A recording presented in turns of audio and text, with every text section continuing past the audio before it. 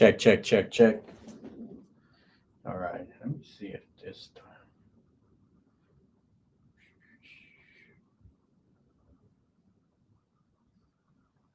Check. Hello, everybody. Good morning. Happy Sunday. Check, check. I think I was going in, but bam, bam. Check, check. Make sure I'm good. All right, I think I'm good. Check, check. All right, I'll just keep my computer speaker or my computer mic. Okay. All right. Let's get back into business. Sorry about that. We had minor technical difficulties, but we are back in business. What I was trying to say earlier is right now I'm just putting the free download so you can follow along here. So give me 1 second to set this file up. So while everybody's coming back to the live, all right, give me 1 sec. I'm putting up this free the file so you can follow along. I'll have this file up for the whole day today. So so for those who are on the live or coming on the replay on the same day, you could check that out. Okay, let me just put it on the description. Give me 1 second. All right. What I was saying earlier was that super busy week. Okay, super busy week. So long weekend. So we had Thanksgiving on Thursday. Right, that's always good times. And then we rolled right into Black Friday. Right, of course, Black Friday is always crazy. All right, today, Sunday. I don't know if there's a name for Sunday, but I know Monday, tomorrow, we got Cyber Monday, right? That's like the craziest right there.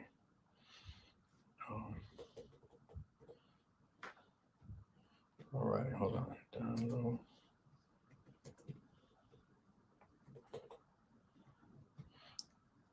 I'm just posting the file right now. Let's see. Dang, got that right there. All right, we got a good show today. All right, I got nervous right now when the sound wasn't working. Let me know if my internet is choppy.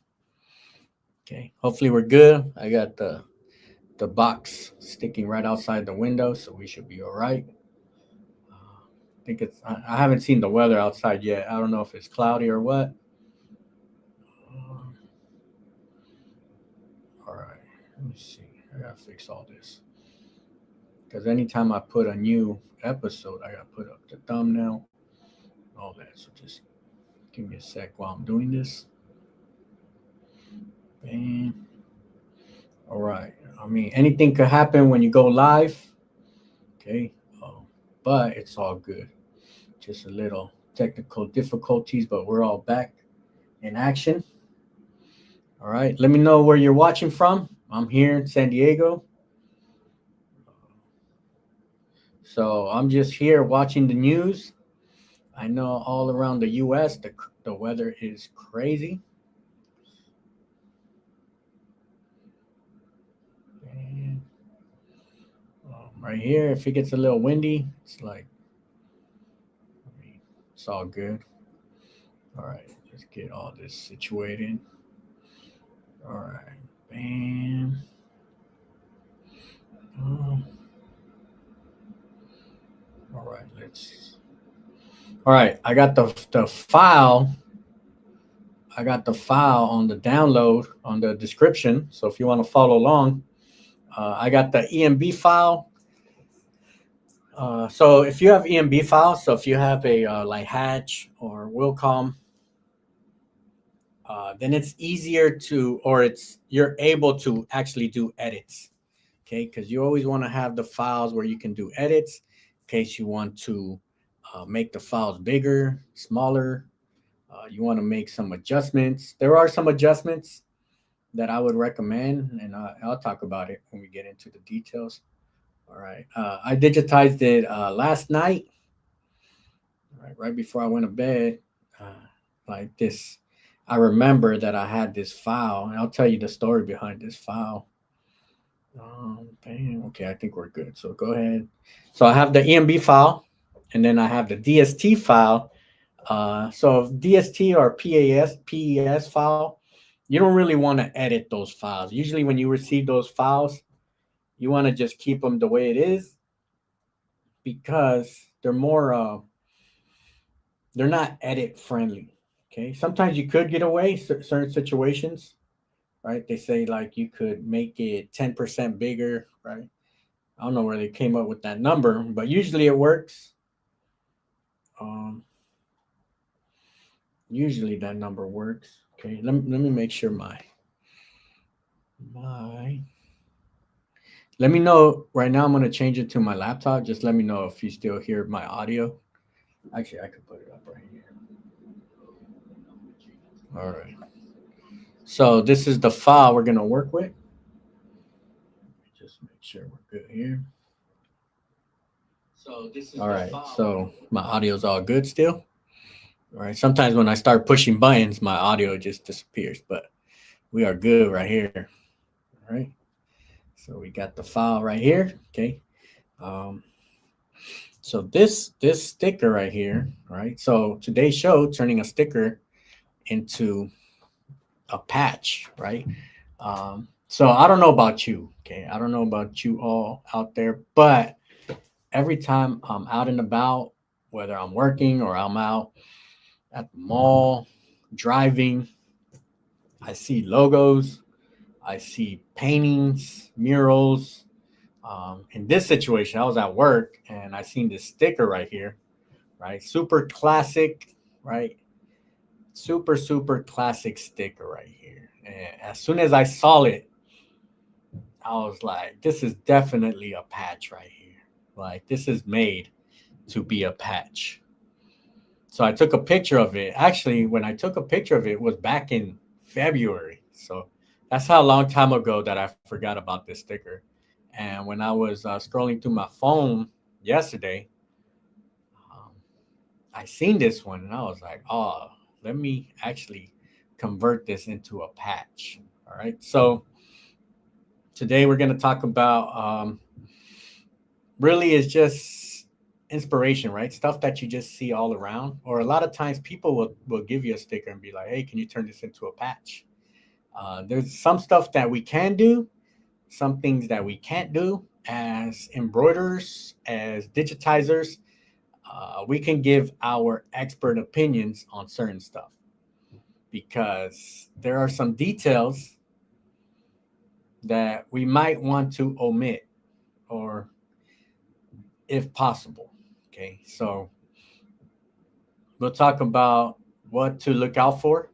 And really it's our customers we should have the confidence to talk to our customers and tell them, hey, this is what's possible, this is what's not possible. Or if we do go this route, just know that quality can go down, right? But there are ways around to make stuff happen, to make things appear to look good. Okay, because sometimes we got to change the files um, just so they could appear correctly when you convert from a print to threads. Okay, a lot of times customers don't understand that, but we got to be able to explain that when we're going over certain projects. All right, all right. I think we're good now. We got everybody back. All right. Let me just do a quick shout out right here. All right, we got the chat is super busy now. East Custom. All right. Good morning. Fonts for Fun. New York City in the house. Jesse, Doug. All right. Cindy, good morning. 70 Alex. Kingsbury. Right. And then Cindy, do we have a notes page? So for today, I just have the file for download. I don't have a note page just because it's a crazy week. All right, crazy week. Traveling. Went all the way up to Ventura County, Thousand Oaks for Thanksgiving. So got back, got to work, and yeah. T-Town in the house. Old Multi from Poland. All right, we international today. Yeah, man, Dennis Janin. I am in San Diego. Right. Dennis needs help with his machine. All right. All right. Cindy, all's perfect. Aaron. All right. Bang, bang. Leslie in the house from Dallas. We got Texas in the house. Clyde, Memphis. All right. Good to see everybody. Barb, how you doing? All right. Appreciate that. Lynn. All right. I still got to work on this alphabet. It's on like my to-do list. Okay. Hopefully I could have it available soon. But yeah, this one is like my number one favorite hat. One of my favorite hats, at least top three. Probably have like 200 hats minimum. All right. Lynn, North Carolina. All right, we got everybody right here. Doug out in LA.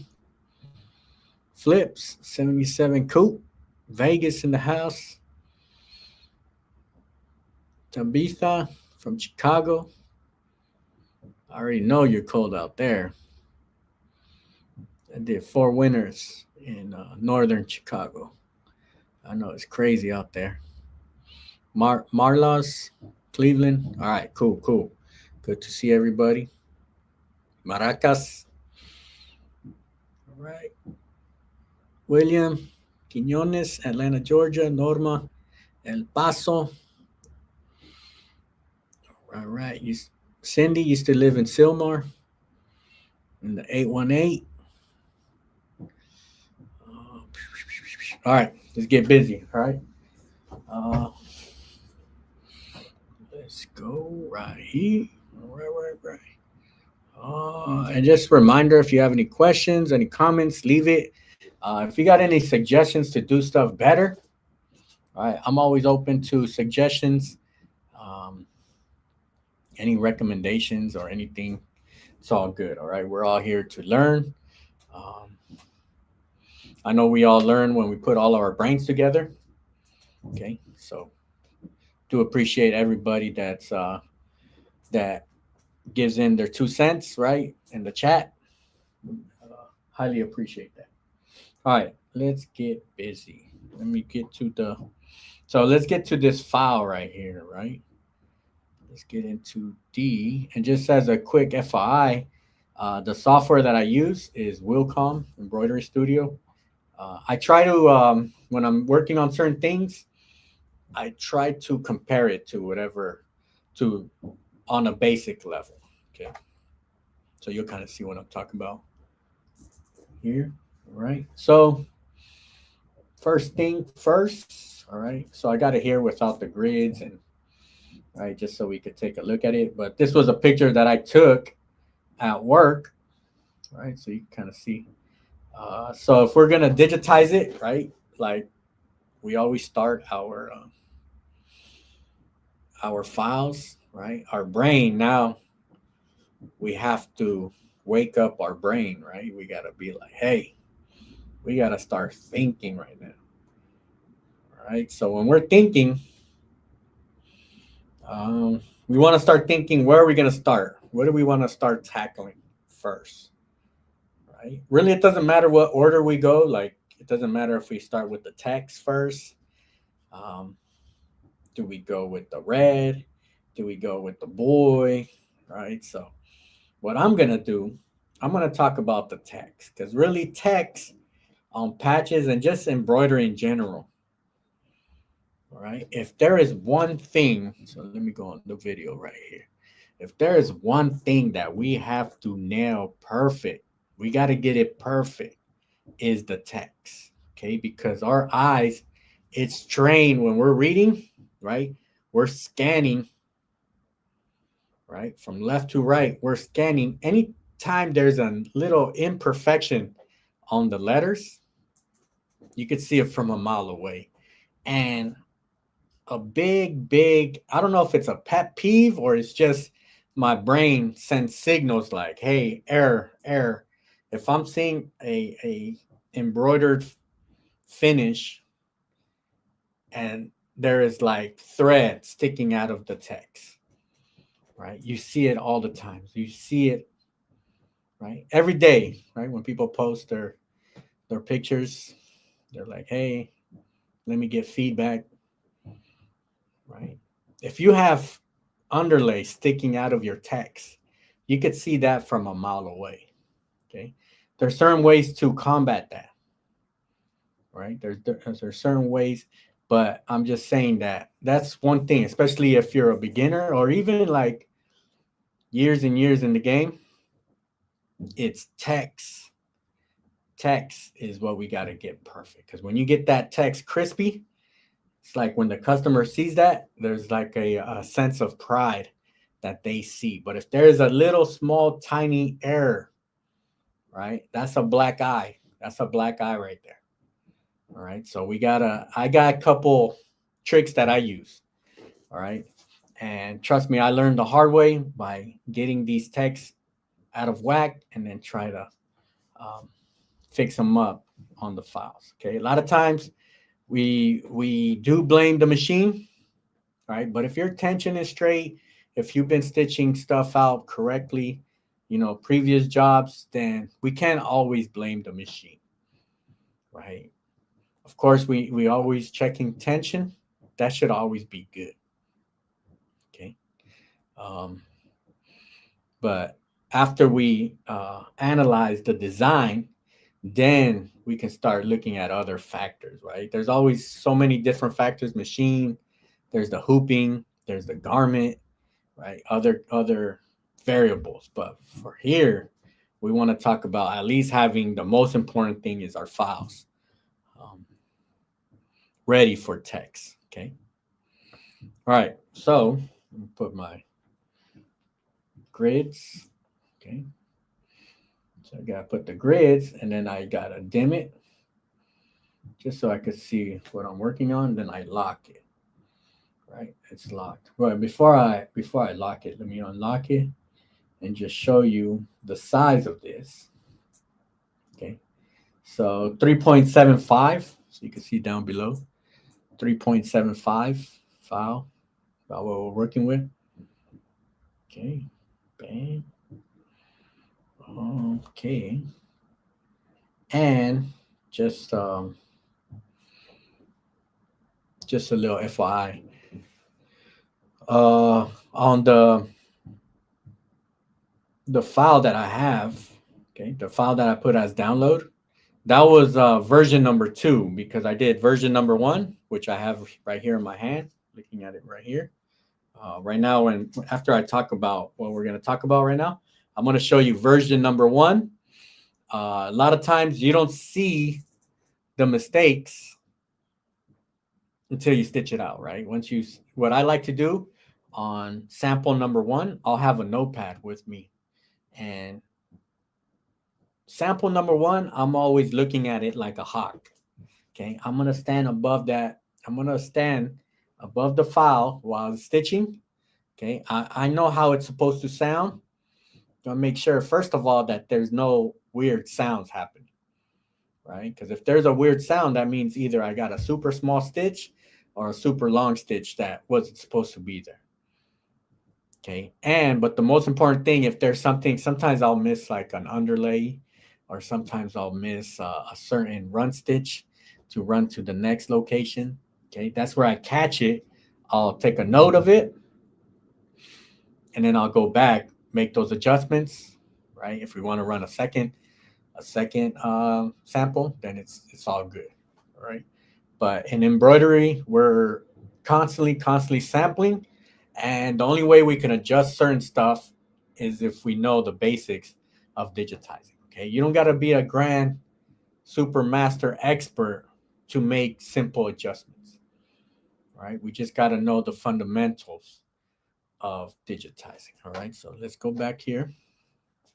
All right, so first thing that I want to tackle is the text.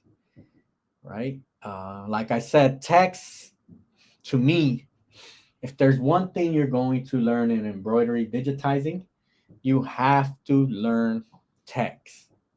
It's not optional. Like, it's must have. If somebody comes up to you and says, "Hey, I want my name on this garment," right? It should be easy breezy. Right.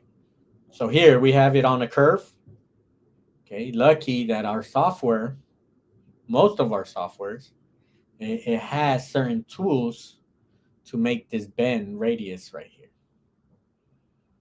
All right. So what I'm gonna do, okay, I'm gonna do it the most basic way, because we could go in here and try to digitize it exactly the way it is, right? Perfectly, line by line, perfect. What I like to do, right? I take a couple shortcuts, right? Sometimes you could take a couple shortcuts. All right, so I'm gonna put here, remember kids. Okay, block 2. Now, hold on, before I do this, let me escape. Before I even start, let's measure this. Okay, let's measure.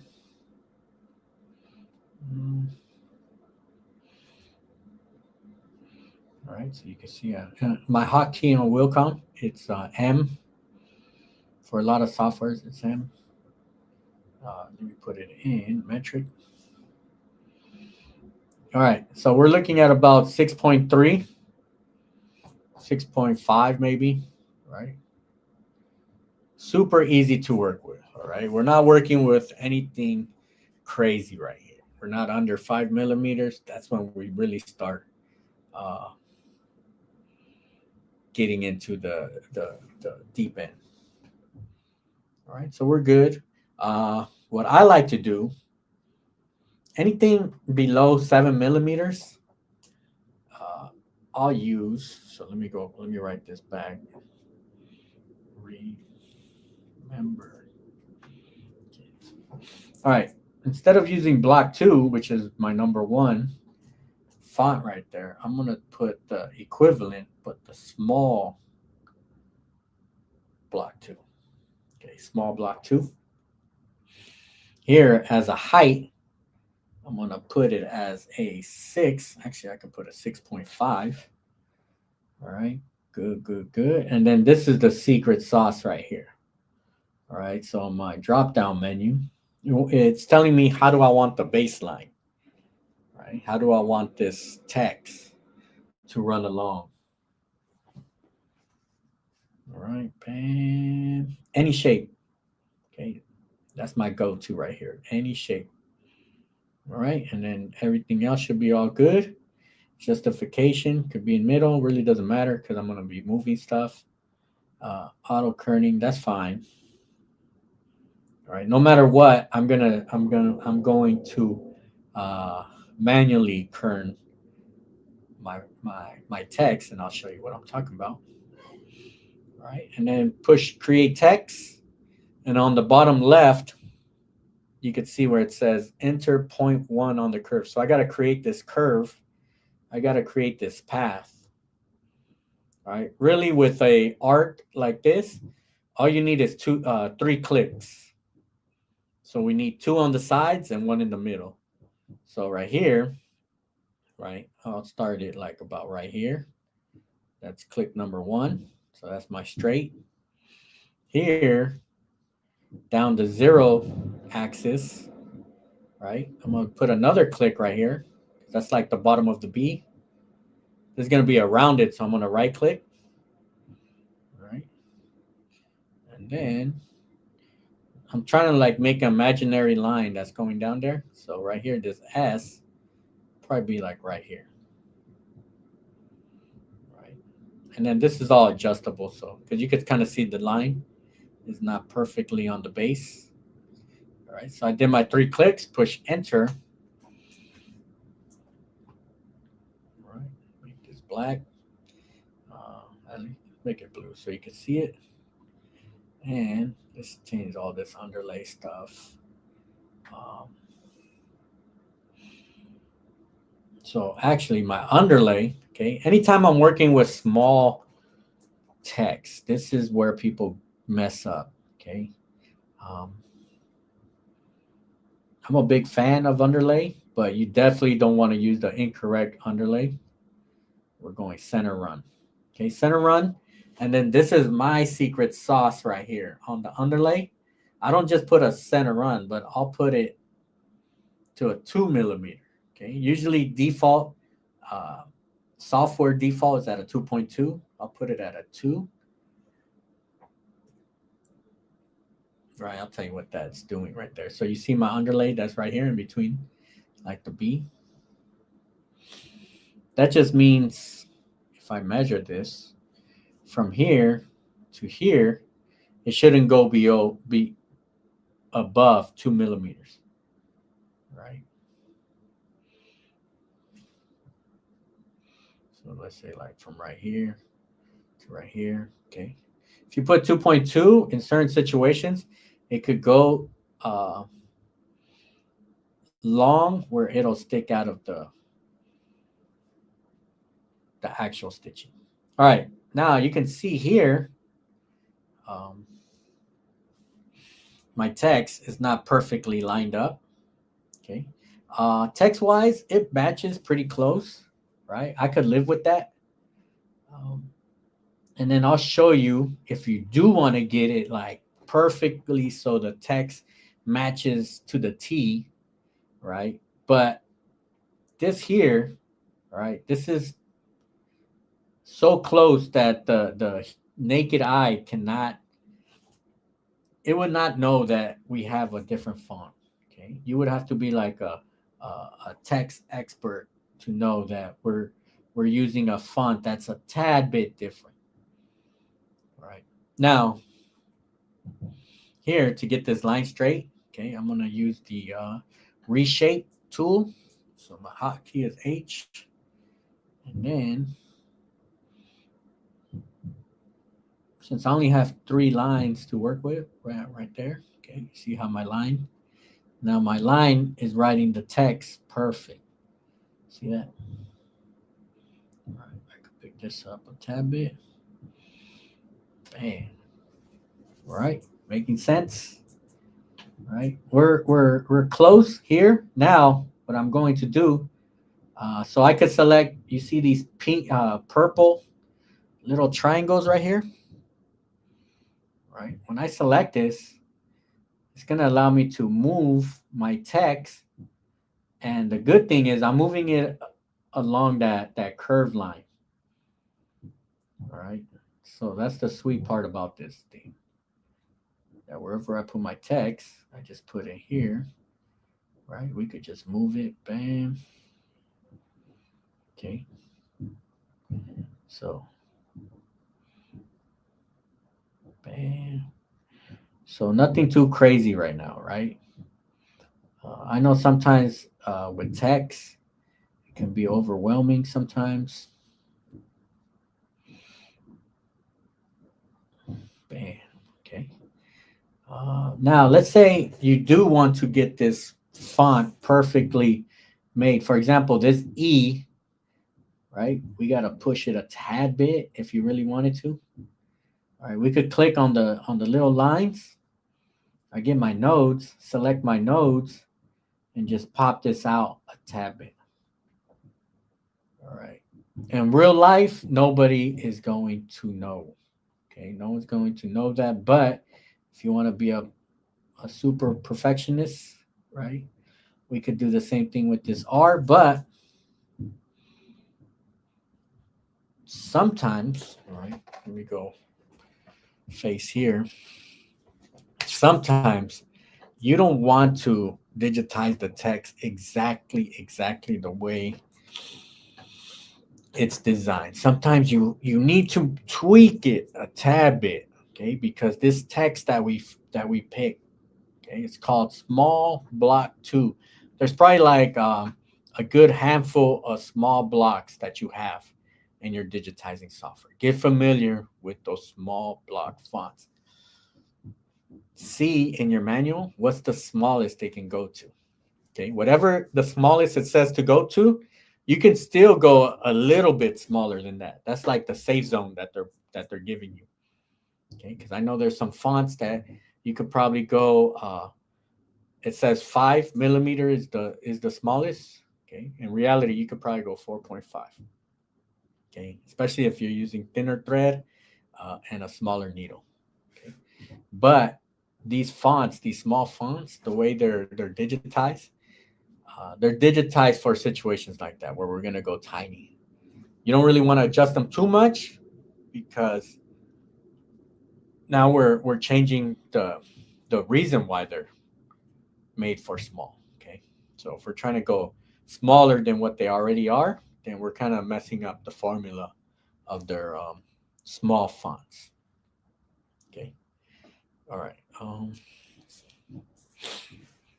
Bam, bam, bam. Okay, and then let me get this question. This one looks like real good one. Appreciate this question, Maracas. I was working with a logo where the word flying was in there, and I could not separate the letters. The F looked slightly smaller than the L. I couldn't separate those letters to resize the F. All right, perfect. All right, perfect question because I have that in my topic right now. Okay, sometimes we have to adjust certain letters. Okay, so I'll get to that right now.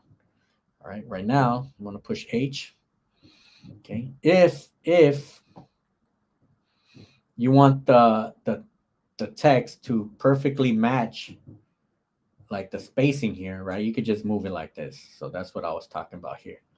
Now, sometimes we're gonna have to uh, change stuff up, okay? Because if we were to keep it like this, all right, we might these jump stitches might be too much, right? Like the spacing. Now we're gonna see too many jump stitches. What I like to do, right? Like right here, it didn't even do a jump stitch. It cut the stitch, right? It trimmed it. You could tell because it has a tie-in right here. The last thing we want to do, or me personally, I like to stitch out my text. Each word, do it all in one shot. So no trims in between words. Stop here and then trim, go to the next word. Okay. I don't like to have the jump stitch showing, for example, from here from R to K. All right. I know some people manually cut their stitches. I don't know. Sometimes they don't come out as clean as I wanted to. So, between words, I want there to be a cut, but inside the word, I want there to be jumps.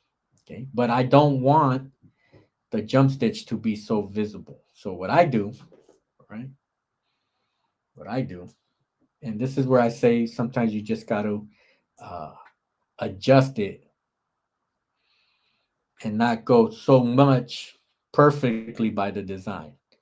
All right. So now I showed you how we could move these individually, right? We could also move them as a group. So if we select from the R all the way to the E, right? They're all going to be selected, right? So they're all selected here. And right here, what I'll do, I'll just move it a little closer, all right? A little closer so they're butting each other. We want the text to be butting each other. All right. Once I got the E good, okay. Unselect the E. Now I'm on the M. And since they're all selected, they're all moving at the same time. All right. Then unselect this one. Select the E, bring it closer. All right. Here on the file, it might not look like it's perfect, but when it stitches out, right, it's gonna look clean. All right. Unselect this. The B looks like it's good right there. Unselect it. This is the one that I want to get closer. All right. Now, the good thing right now, I haven't broken this piece apart, right? Everything is together. And as long as I don't break this apart, I get this nice curvy line that I could edit my text on. Okay. And the question right now that Maracas had was, how do I, if I want to go in and adjust a certain letter, okay, because here my push pull, it's already automatically made. So you can see how this M looks a little smaller compared to the E. All right, that's because the E is going to pull and the M is going to push outward. So when it gets stitched out, they're going to end up the same size. Sometimes when you're manually digitizing, um,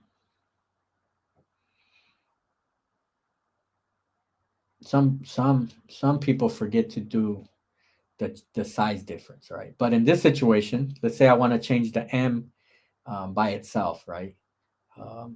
H. There's only so much I can do to this M, right? I could check these nodes right here, right? We could go in, select all these nodes. Right, it's a little difficult, but you could pick this up, pick these up. Right, so we could still adjust them individually like that. All right. But what I can't do, like you could see here, I don't have control where I want to start it and stop it. Okay. So my start stop, that's already, it's being done automatic. And sometimes I want more control of my text. So if you want more control than what you already have here, then what we're gonna have to do, so I'm gonna duplicate this, then hide it. Hide this, all right, just because I don't want to lose it. What you want to do, you want to break this apart. Okay, break apart. Now, the thing is, when you break it apart, before you break it apart, I would suggest you save the actual text version. Okay, because once you break it apart, okay, break apart. All right, and then you got to break it apart again because it broke it apart with the words. Then we're going to break it apart by the letter. So you're breaking it apart in pieces, right? Okay, so now I have the letter here, and you could still break it apart, right? We keep on breaking apart to its lowest common denominator. So right now the common denominator is each letter, but we could still break it up one more, and it's into its objects, right? So if you break it apart again, now we broke it apart into each piece right here, right? Sometimes you got to go that far, right, into breaking it apart. Like if you're really doing some serious work, let's say you don't want to start it here, right? You want it to start H. You don't want to start it here. You want to start it up here, right? In that situation, you might want to break it apart lower and lower. Now, the bad part, okay, this is the drawback of doing that. So let me bring it back to just the letter. All right, so I got it down to the letter. The drawback is I don't have that nice sweet base line on the bottom. So if I move it, it's just gonna move freehand, right? So I don't got that line. Remember when I was kind of moving it, it was following that path, right? That's why I kind of stay away from breaking it apart too much because then you lose that nice little sweet path, that oval path that we have. All right, so let's undo all that. Actually, unhide all. Bam. Bam.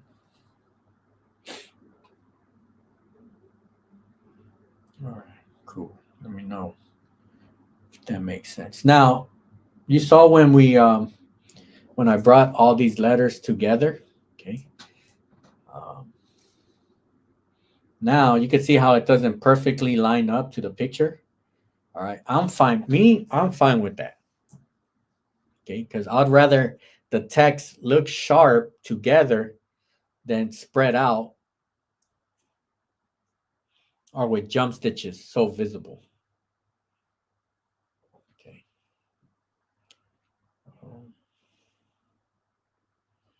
Then, oops. Oh. All right. So when I push H, you see I still have that circular.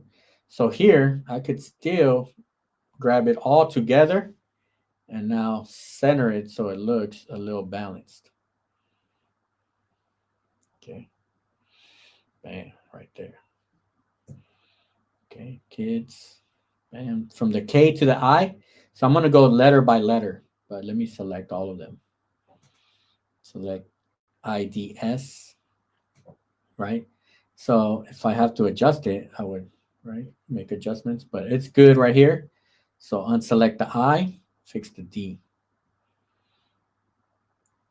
All right. And really, I don't have like an exact measurement that I follow. I just really it's just I just sense it right here. I could kind of visualize it, right? And you saw how it automatically changed from this is my closest point, and then as soon as I moved it, it's gonna find a better closest point. Let me do that again. Right now, I got this top part or the middle part of the S. Right, bam. All right, cool, cool. All right, and then the bottom part, same thing. Okay, same thing. Text. We'll do it a little quicker here. Electricity.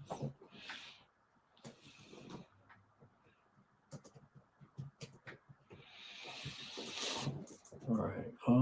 Bam. 6.5. Any shape. Create text. Okay. So I'm going to do my 3 points. 3 points. 1. Find that middle. Right. You can find the middle because it's 0. Right. Right click because it's a rounded curve. And then here, just a click, regular click. Bam. Right, it's the same thing. Let's make it blue. Underlay. What happened right here? Hold on. Oh. Take off all this stuff. Underlay. Segment. Bam. Center run. 2. All right. Bam. All right. So you can kind of see it's all over the place, right? It's not like it's overlapping each other. Of course, we wouldn't want that. All right. So you see how it's all overlapping each other. We definitely don't want that. So we select it. Push blue. H. We could get it all right here. So I'll start with the L. Over here, the L. All right. And I'm just going letter by letter. Okay. It's a little tedious, but like I said, to me, the lettering has to be done correctly. We cannot take shortcuts on the lettering. So here, the T's are a little too close. All right, so I'm going to separate a tad bit. Bam. Select that, move the R. Get that. All right, we're just going letter by letter. And you're just using your senses, right? You could always, all this is editable. Bam. All right. And then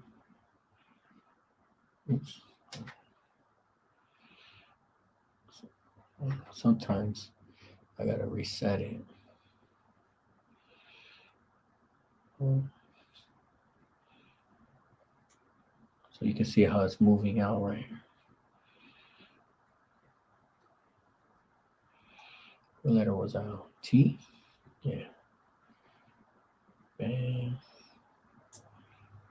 Click. All right. All right. So nothing exciting right now. And then click this wheel. We could just do it word by word. Kind of lost the blue. Oh, there we go. All right. A lot of it is just using your judgment, just making sure the spacing. All right. Now, this version, this is what I call we're adjusting it for it to be embroidery friendly. Okay, we could design it exactly the way it's designed, right? But some of the spacing is going to require some jump stitches that we don't want. So I'm just spacing it. Okay, I'm just spacing it, and I have a stitch out of draft number 1 that I'm going to show you right now. Okay, let me just finish showing you. It's just spacing, right? The more you work on text, the more you'll kind of get a feel for how the spacing should be. All right, real quick, right there.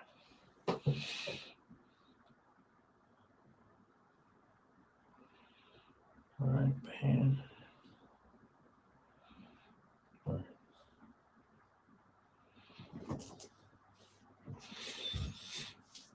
Right, so we can still kind of play with it, make sure everything lines up good. But really, we kind of start here with the E, right? The E's all right. And then we kind of end right here with the U. Right. So spacing wise, we're kind of good. We're in the ballpark. All right. And okay. And what I'm looking for, this is what's always in the back of my mind right here. Right. When I push my design information. All right. This is like my report card for my file right here. Okay. Same way we kids get report cards for school. We get report cards as digitizers right here. This is our report card right here. Okay. I'm looking at the stitches. Right. Definitely has to be stitch friendly, or else a project is not profitable. If you got a super high stitch count,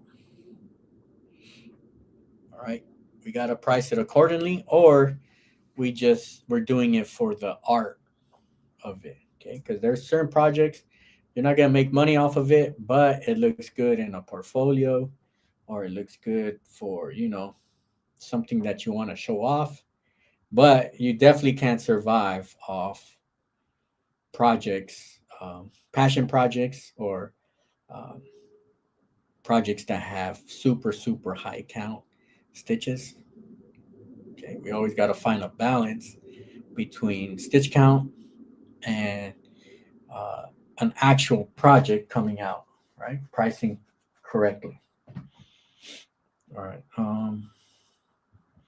Other stuff I'm looking for is my big one here, trims. All right. So right now I'm showing 7 trims. I should have a trim between each word. So here I have 1, 2, 3, 4, 5, 6. 6 words. I have 7 trims. So I got to go in and investigate, where is this extra trim coming from? Right. I could push my play here, but let me pause it. I'll put trim.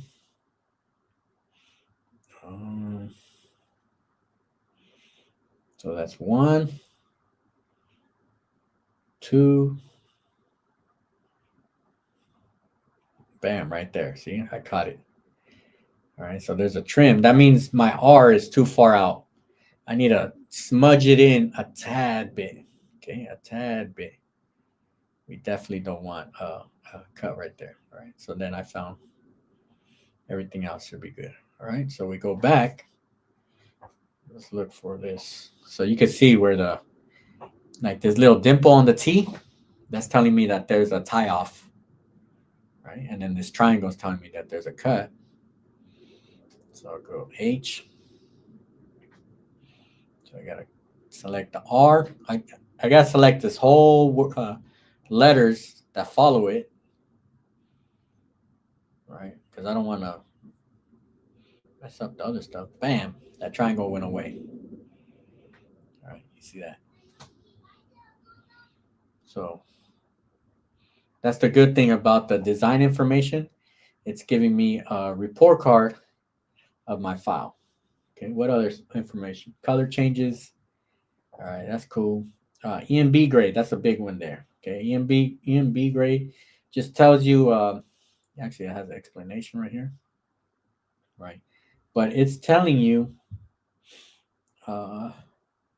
it's really basing it off your objects. Okay, when you're starting from scratch, if you're designing your own files, they're always going to be A. If your digitizer has the same file that you have,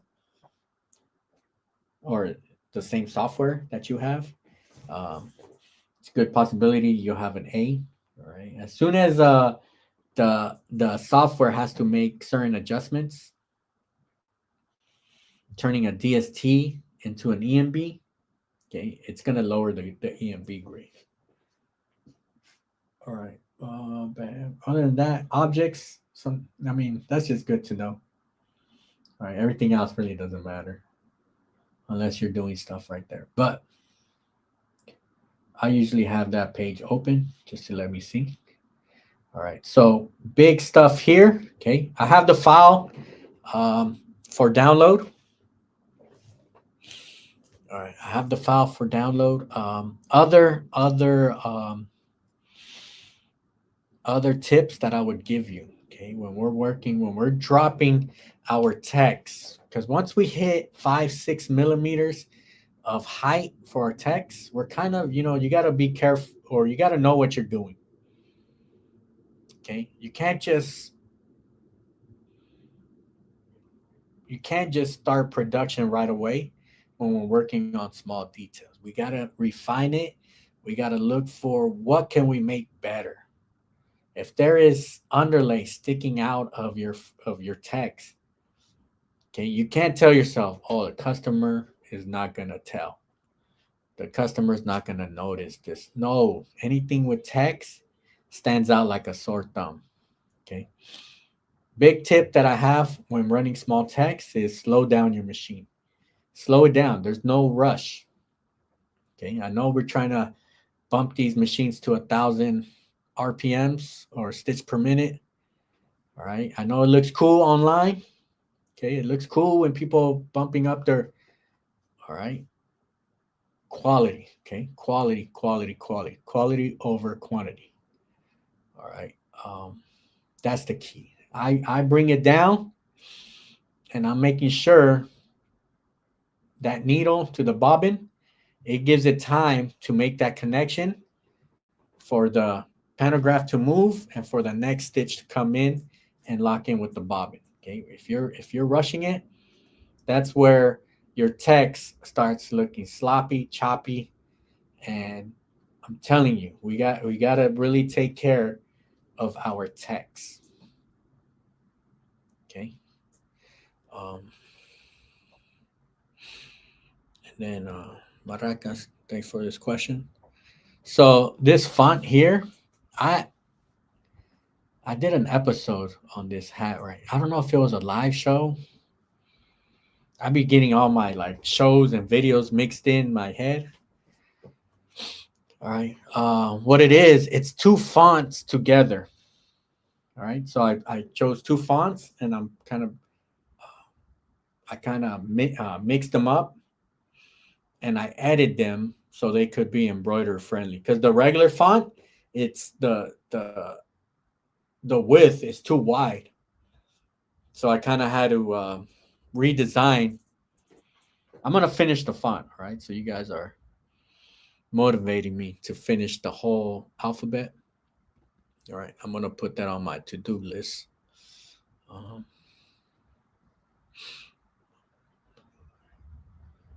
right.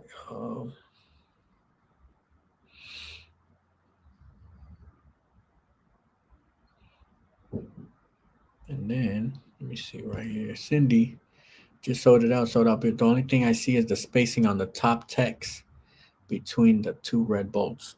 Okay. Oh, yeah, well, we'll talk about that right there. All right. Bam, bam. All right, cool.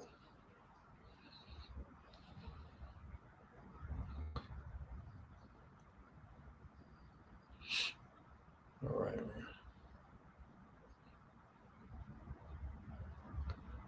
All right, hold on.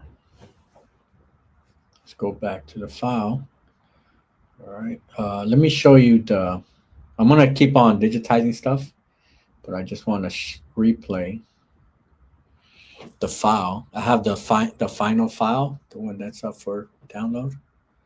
So let me put that here. Let me show you guys in replay version, all right, before I get into the digitizing this. I'm going to kind of explain what was going through my mind when I was digitizing this. All right, because we got a lot of questions when we look. We have so many questions that we have as digitizers. Okay, what route do we want to go? Okay, so some of the route that I chose, I'll talk about it here. All right, let's look at our report card right here. All right, I call it the report card because this is all of our stats for the patch. Okay. The sample that I had, well, let me show you this first. So if we're doing this version, where I have a sand stitch at the very end, okay, it'll bring it 8,500 stitches. All right. In my scenario, the route that I went with, I can delete that sand stitch, so I bring it down to 6,400 stitches. All right, so I saved. That's just because I marrow my patch, which I'll show you right now. But if you're stitching it all out on an embroidery machine, right, it comes down to 8,500. For this size, for a 3.75-inch patch, it's not bad. Real good, because it's going to stand out. Stands out. I'm going to show you right now how it looks right now. All right. I'm super excited to rock this one. All right. I'm definitely going to rock this one tomorrow at work. All right. And let's push play real quick. Right. I'm going to explain the order of operations. Okay. So that went too fast. Let's slow it down a bit. All right, so I'm going to start with the shoes first. All right, man, it's going to do the shoes. It's just a run stitch, so you can see it's a run stitch. And if you look at the color object list right here, you can see where I'm branching it. I used a branch. All right, sometimes branching is just an easy way to connect all your run stitches all in one shot. All right, so you can kind of see it. There's a good amount of laps here. Bam. All right. And then it'll cut, and then it'll start the red portion. So this red part, I have a like a little mini global underlay going in first. Right? It starts from the left, works all the way to the right. It's just a global center run underlay. And then to get these sharp bolts, like these electrical bolt, right? I'm creating each object as straight as I can. Okay, because I don't want the stitch angles to change. So I'll kind of show you the alternate version that I've seen before. I don't like it because I like it how it looks sharp here. Here, I call this the blend. So you see how these two objects are overlapping each other with the same stitch angle? All right. This is a blend, so when it stitches out, it looks like it's one piece. Okay, right here it looks like two pieces, but as I'm looking at it right here, it looks like it's one piece. Okay. Then we get the turn here. All right, so we're using a different object for that. It's coming up here, coming all the way to the top, and then it's going to transition to the next object. Okay. Same thing. See the overlap? So it has, I'm not going to say it has the exact same stitch angle, but it's pretty close. Okay. We could find the perfect stitch angle. If you have the time to get to make it like that's fine, but this is close enough. All right. Bam. So this is all looking as one piece. When they overlap like that with the similar stitch angles, they're going to blend. Right. So here, it's not a perfect overlap with stitch angles, but it's still close enough where it's going to close that. It's going to close any gaps. Right. And then it just continues. Just gives it that bolt look. So it looks like sharp edges. All right.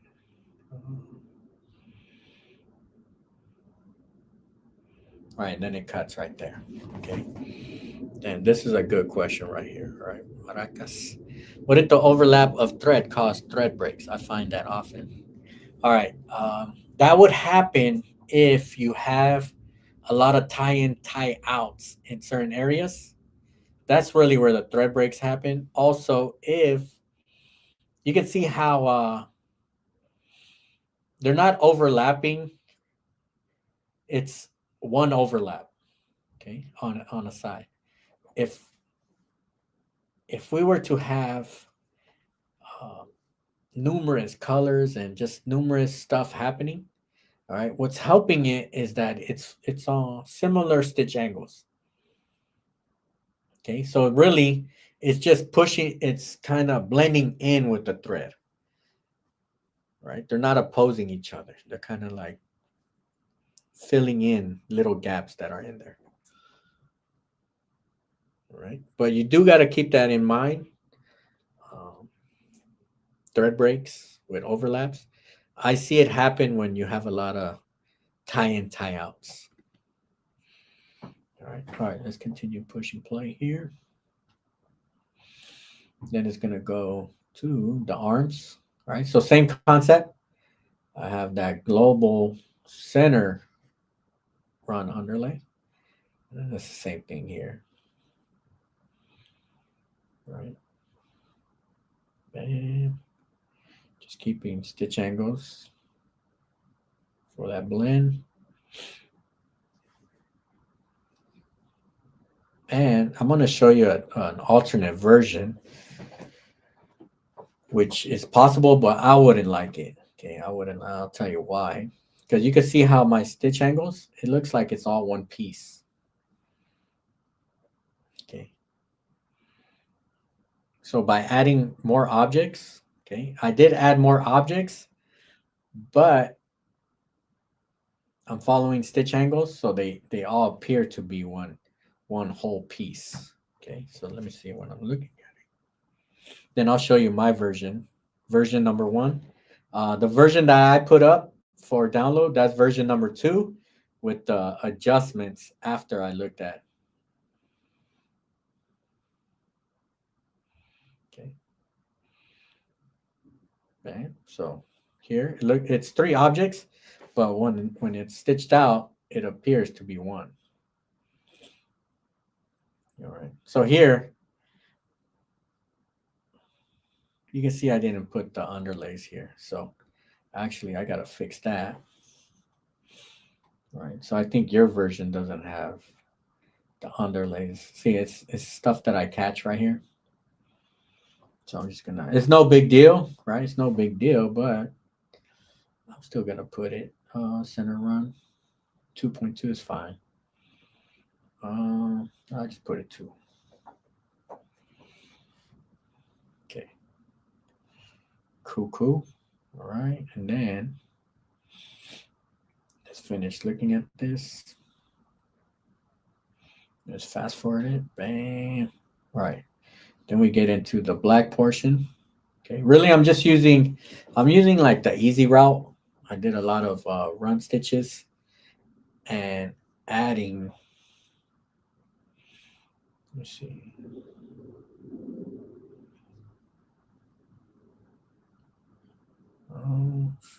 Yeah, this one. Okay, just run stitches for the hand.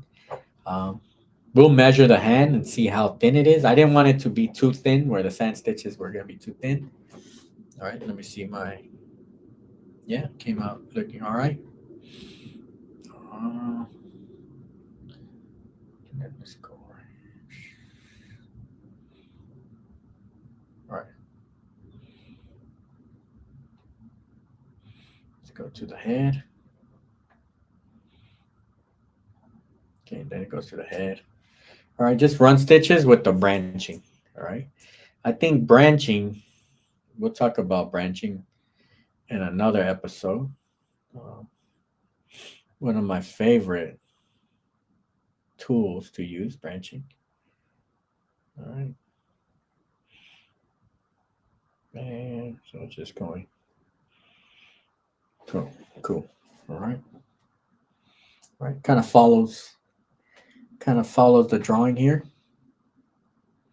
All right. One thing that I didn't put was that red tongue. All right. That's fine. I'm cool with that. And then push play. Okay. So I'm going to do the body part, the kid's body part. Super simple. Trying to keep just enough so we know what it is. So the shoes, I just filled it in with a fill stitch, and the pants also with a fill stitch. Then the body, the torso, I just made it with a run stitch. So same concept as the head, where I branched it. So get a good trace, and then I just set the branching.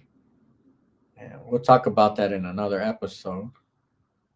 Okay, one of the most powerful tools in digitizing is the branching. Okay. And then I finalize it with the hat or the cap. Okay, nothing too crazy. All right, and then the text. So I put a center underlay. So the underlay really just keeps the text nice and straight, nice and filled. So let me look at it. All right. You kind of see jump stitches. Now, I'll tell you something. We can't, or you can, but sometimes there's going to be jump stitches no matter what. All right. It's just in between words, I think it's fine, but not in between. In between words, each word, yeah. But once we're like from here, from the R to the K, there shouldn't be a jump stitch, or else we got to cut it. Okay. Here, I think what Cindy King was talking about is that there's some jump stitches that are very visible. All right. So I'm looking at my sample, and I'll show you my sample right now. Okay. As soon as this finished replaying. Okay. For example, here from the D to the S on my sample, it's showing. You could see it clearly. Okay. You can see it clearly. All right. If I had to edit it, right, that's an easy edit.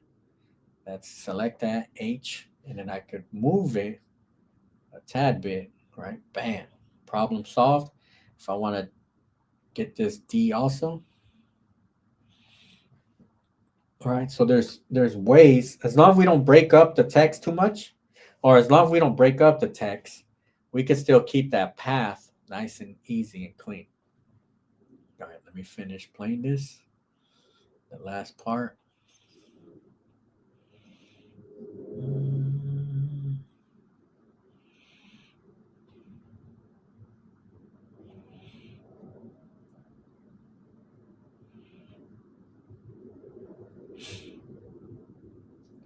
And then I'll let this play while my comment was the spacing of the top text between bolts. Top text.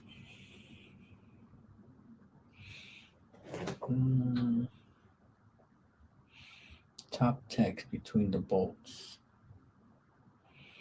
Or trying to figure out what that question was. But anyways, all right. Let this play. I'll speed it up right here because we already. All right, cool. And then I got this stitch here. If you want to cut out applique version, actually you would have to put another run stitch if you try to applique. Oh, okay. Oh, I see what you're saying. I know exactly what your question is, Cindy. Now, your question is that they're not lined up. Like, let's see if they're even lined up on this file. So if I put the top and the bottom of the bolts from here to here, okay. So on the design, it's not even, right? So if I'm putting my box here, all right. So this was a situation where I was digitizing it according to the drawing. Okay. Maybe what you can do, right, is just adjust it a bit. So let's grab these. One. So I'm gonna grab 1, 2, 3. Control G, which is gonna group it, or you could right click it here, group it. Right, and then I'm gonna grab this one. 1, 2, 3. Control G, group it. Then we can kind of line it up ourselves. Right, that's if you wanted to. All right, cool.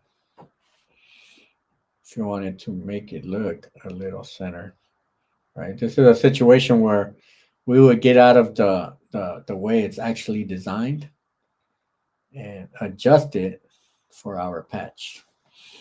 All right. All right, cool. Actually, I'll save it right here. Copy, save. All right, bam, bam. And then, so there's no fill in the background, right? But if we did want to, right, we could use this one here, put a fill stitch, H. I would put it at a 15 angle, 15-degree angle. Start, stop, start, stop.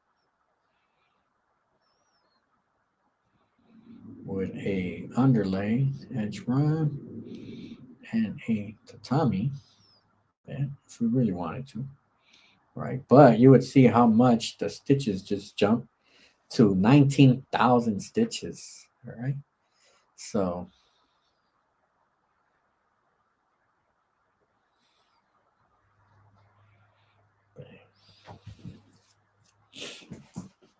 all right, so we would definitely have to price accordingly with 20,000 stitches. Delete. All right, and then the bolts do look better after you adjusted it. All right. Yeah, I think it looks better too. All right. Thank you for that feedback on it. Okay. I'm gonna tell you why I didn't catch that. All right. Because on my version, I forgot to put the bolts, and then I put that as a last minute reminder. All right. So after this live, I'm gonna repost the file with these adjustments that we just made here on the live. Okay, so as soon as we're done, all right, you give me like 5 minutes and I'm going to repost with the new file. All right. All right. All right. Bam, bam. And then for Embrilliance, the bolts. Oh, wait, hold on. Keep on clicking the wrong one. All right. Bam, bam. All right. And then Kim, morning. Totally agree with running the machine slower for text. Yep. When we get to those details, anytime you're doing 5-6 millimeter text, all right, got to run it small. All right. All right. Let me show you. Okay. This is version number 1. Okay. So some stuff that I want to talk about. Hold on. Super bright.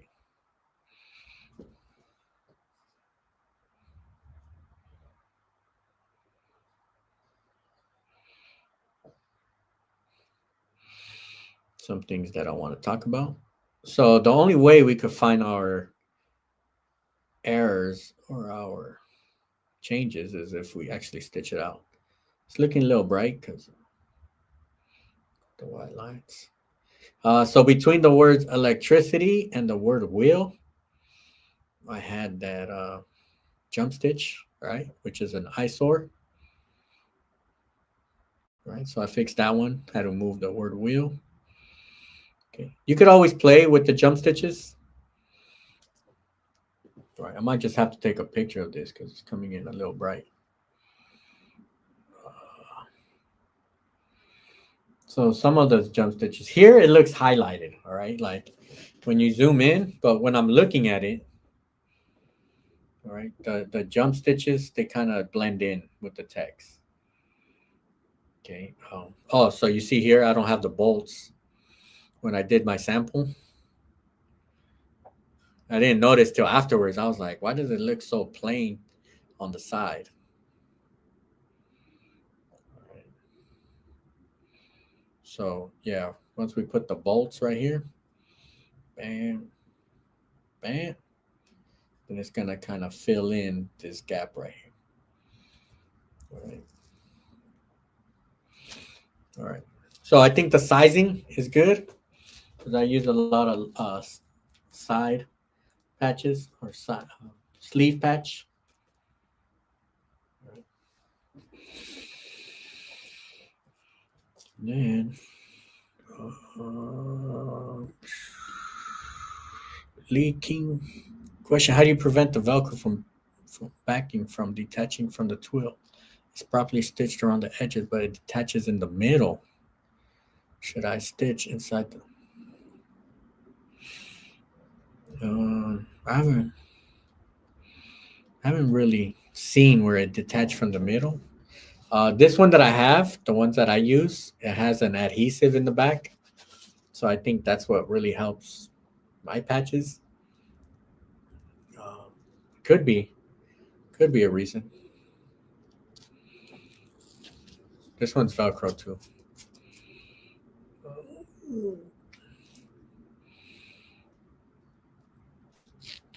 But yeah, I think because I use the adhesive, it does.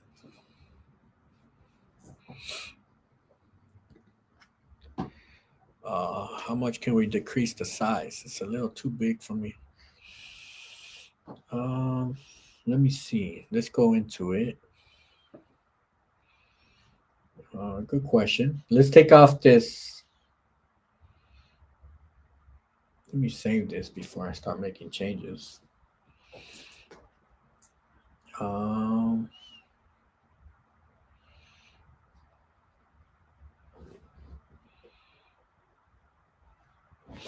I took away the The little blue line. Hold on. What happened right here?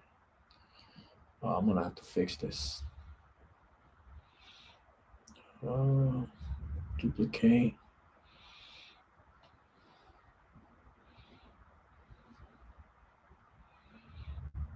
Edge line.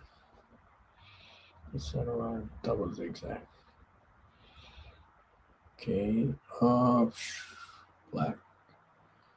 Wait. 4. Now let me save it. Actually, let me put two run stitches just in case you're trying to do the applique version.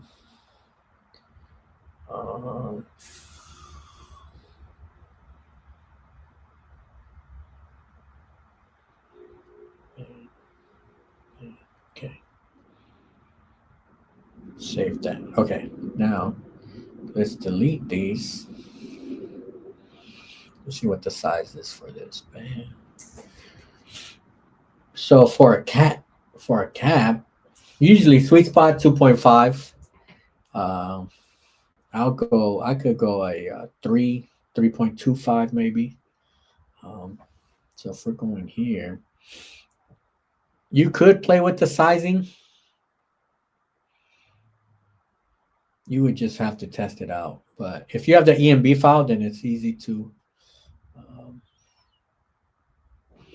It's a little easier. So if we go height, let's say I think 2.75. Right. And there's probably only one way to find out is to sample it. But we could see here, we can measure our text. Let's see how small we went. We're still on 5 millimeters. Maybe what we can do, if you see that stitches are sticking out, you can probably remove the underlay. Maybe, right? Maybe if you have to, if it's becoming a problem. Everything else should kind of be all right. If anything, I would add to my on my red versions, on my red sand stitch, it already has good enough pull comp. Yeah, probably test it out like that, and then make adjustments as it fits. So jump stitches popped up. As soon as you resize it, a lot of settings kind of change up a bit. So we got to come in and make adjustments. So what I would say to answer this is you could decrease it. I would decrease it to a 2.75 and then make adjustments as is. Right. Probably that's another file that I'm going to save this one. So right now, these changes that I just made, I'll save it 2.75 and then see if it works out. Okay. Because that's a good question because we're always moving from patch, hat, polo shirt, beanie, and there's certain adjustments that we have to acknowledge and kind of look out for. All right. So when I made those changes, it didn't really do anything to the trims. Brought down the stitch count to 5,200. All right. All right. So I'll work on that one right there. And let me see. Bam. What I'm going to do with the changes that we just made, I'm going to stitch out version number 2. No, it's coming out a little bright. Bam. All right. I'm going to stitch out version number 2. I'm going to make it into a short video so you can kind of see my process. What really helps with stitch count is the twill. Okay. The twill that I'm using. I'm a big fan now. Okay. I've been using it for a while. Is the twill from Gnold. the Canvey. It's called Canvey.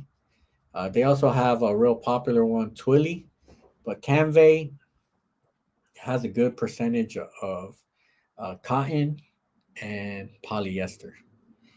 Right, so it looks, it has like good, like a nice texture to it. Right, I know on the video, okay, all you see is like a super bright material, right? But there is texture, and it's not like a super shiny texture. It's like flat color uh, look to it. Okay, so it looks like fabric. It doesn't look super plasticky. Sometimes twill can start getting on the plasticky, super shine mode. All right, all right. Yeah. So that file, it's available for download. The one that we worked on today.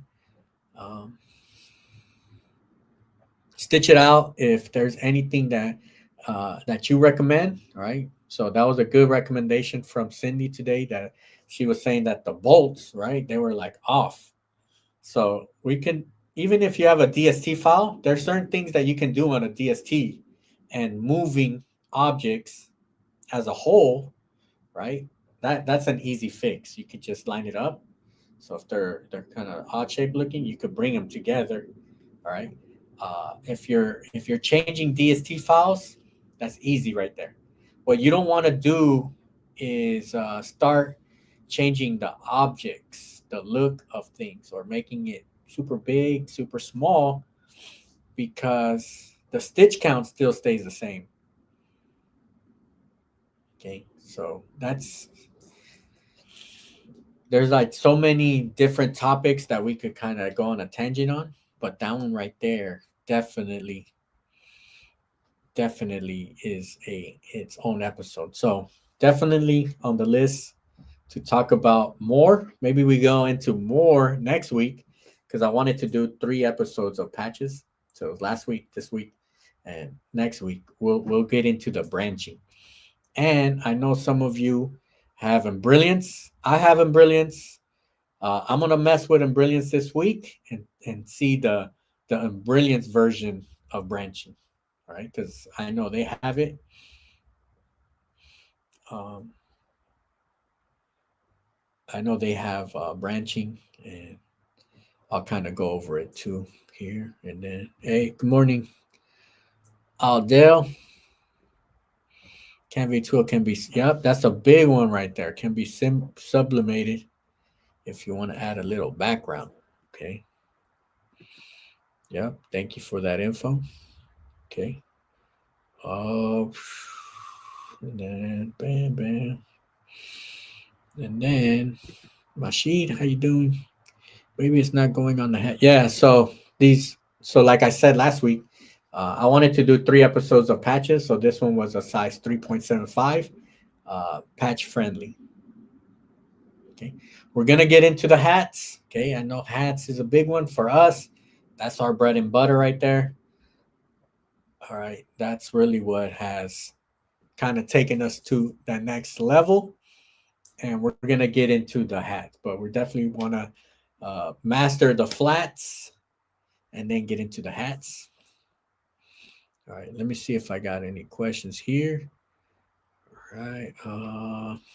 Then Aaron, what up?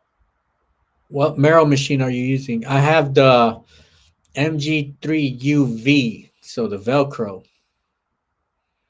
All right, so it's the same machine, right? The MG3U is the same machine.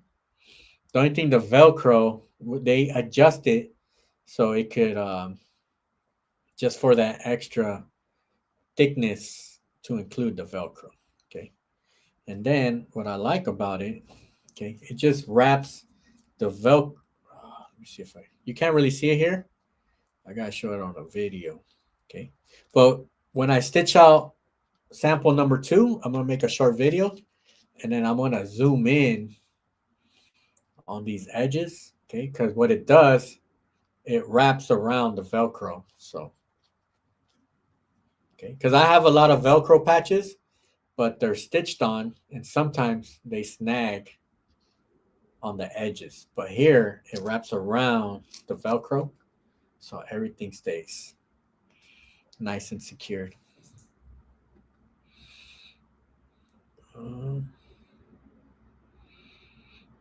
Then what border did you use on number 1? Yeah, so this one was Romero. All right. I'm gonna start doing a lot of Romero videos too, just because I do get a good amount of questions. Would it be helpful? And then let me see. Okay, so this is a good question right here because I'm gonna tell you why. Let's go into the file right here. Okay. Yes. Actually, hide others. All right, really, if you look at it, I would have to double check to see if this is even centered, right? Because I'm using my guides here. I might have to. So when you said rotate, maybe I have to rotate it like this. Unlock.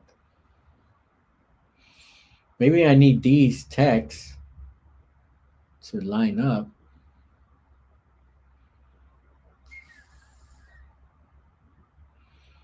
Right, because bam, still a little bit more. Maybe this is straight. Maybe I don't even have it straight. All right, that's probably what the problem is. Now my R, my S looks, and then these bolts. Okay, now these bolts look a little bit more straight. All right, so maybe what it was is that this picture that I took, it needed to be a little straightened up. So maybe this is the actual way the design should have been. All right. All right. So I do appreciate that question because instead of just rotating electricity will kill you, it was probably the whole design had to get straightened up. So I'm verifying with my guides here. All right. So I'm verifying with my guides. Now it's a little bit more straight, the font. All right. So something that I overlooked was making sure that this thing, that the actual design, since it's a picture, double check that it's actually in its correct alignment. All right. Bam, fix that one right there. Okay. Excellent question. See, it's like stuff like that you kind of see because I'm so like zoomed in into the design that I sometimes I don't take a step back and see the big picture.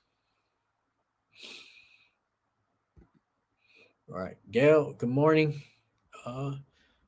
Gail has Embrilliance. Yeah, I might just have to light up my Embrilliance and play with it.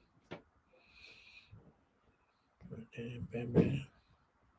And then Cindy, yeah, maybe the text doesn't look like it's centered. That's probably maybe why. Okay, we just kind of caught that. Bam, bam. And then there we go. You can adjust the density and the spacing to help. Yeah, so when I put a fill stitch on the back of that patch, right, it boosted it up to like 20,000 stitches. If I'm doing a white background, white twill, and then putting white thread on top of it, I definitely don't have to do a full 100% fill. I could lessen up the stitch count. I can lessen up the density. Okay, instead of having a 0.4 density, I can probably even bump it up to maybe a 1 millimeter spacing, or at least a 0.76. Okay, definitely something that would play a big role with stitch count.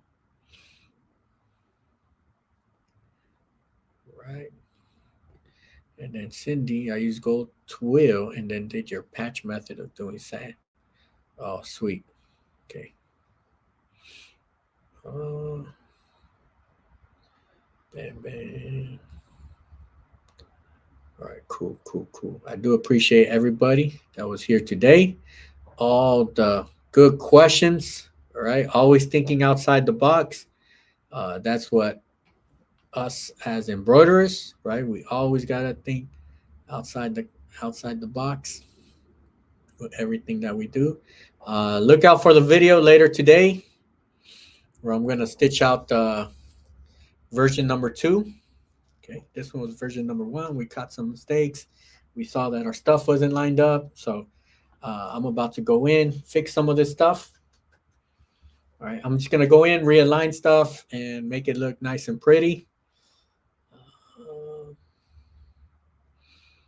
And if you haven't done so, make sure you hit like, share it with your embroidery friends, let everybody know every Sunday. And big announcement, I almost forgot.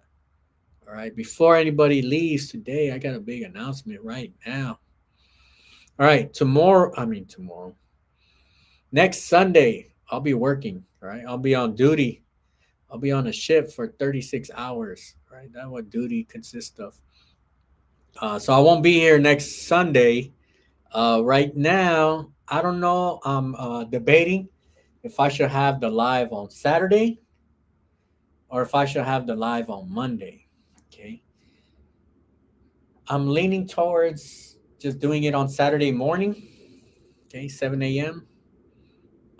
But look out for the thumbnail. It'll have the time. But a good chance, right? There's a good chance. I would say 90% chance. Next Saturday, the class will be at 7 a.m.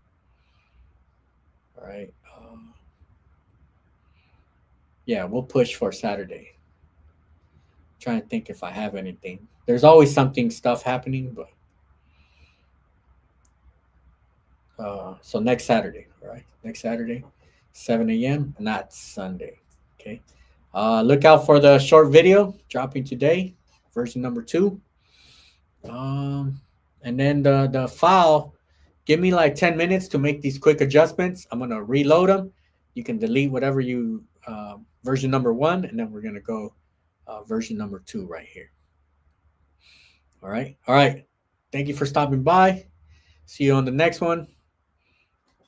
Peace out, everybody.